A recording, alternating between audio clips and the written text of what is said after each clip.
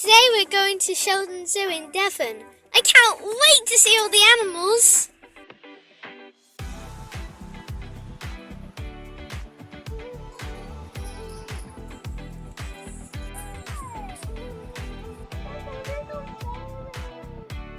There's actually a true or false show around here. I wonder which one this one is. I think it's true.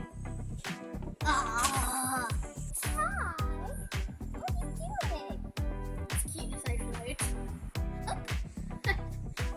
Okay, I like that move.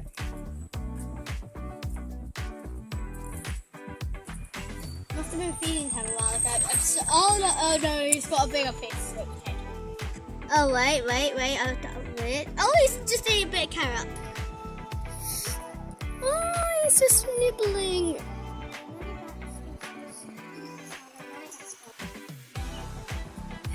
They are nocturnal, so they just sleep very early. This civet here has big eyes because they're nocturnal.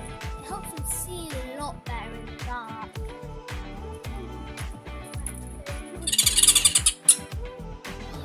Hi! Oh wow, you just attempted to jump that. Hey there, make your fans vision awesome time at Shaldon Zoo today.